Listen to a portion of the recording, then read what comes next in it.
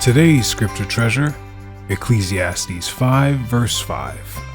It is better to say nothing than to make a promise and not keep it. Welcome to another edition of the LKP Treasure Trove. Once in a while, you might tell people in your life that you will do something for them. A small task or favor, or maybe a chore. I promised to do the dishes. I promised to clean my room. And oftentimes, you'll never end up doing what you promised to do. Not only does this behavior make you an unreliable person, someone people cannot depend on or trust, but it also makes you an enemy of Yah, because it breaks his law. So, doing what you say you'll do must become an important habit in your life. In today's story, David will learn that breaking promises makes him a liar. Keep your promises. It had been 3 days, and David still didn't do what he had promised. And this wasn't the first time. His mother had asked him to set up a portable back massager she had recently purchased. He was good at things like that.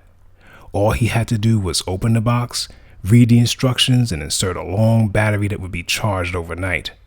But David never got around to doing any of that, so Mom did it herself. And the other night, a friend of his named Eric called to invite him over. And although David said he'd ask his mom for permission, he never did. 2 days passed and Eric was still waiting for an answer. And just that afternoon, Mom called to say she would be held up at work. So she asked David to take a covered bowl out of the fridge, which held a small organic chicken she had marinated overnight. Just put the chicken in the slow cooker, add a 1/4 cup of water, cover the slow cooker, and set it on low, Mom said.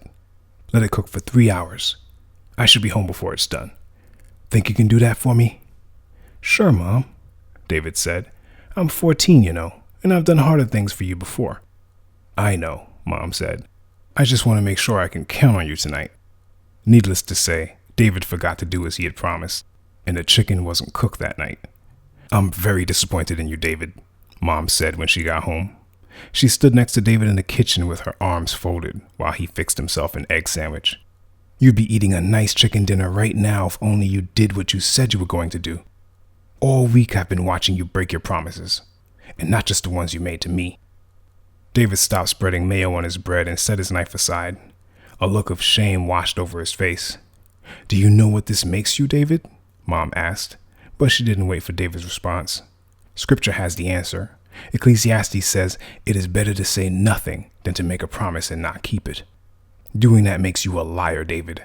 Proverbs 12 verse 22 lets us know that Yah hates lying lips. So if you're going to make a promise, be sure to keep it. When you say you're going to do something, do it. Otherwise, you're committing one of the 7 things Yah hates. And last I checked, you want to make it to the kingdom, don't you? David nodded. Yes, Mom, I do. Well, start keeping your promises, Mom said. Now, what about you? Do you find yourself saying you'll do something that you actually never get around to doing? Do you disappoint people by making them expect something of you that you never deliver on? If you tell someone you're going to do something, make sure it gets done. Otherwise, you're a liar according to the sure word of truth.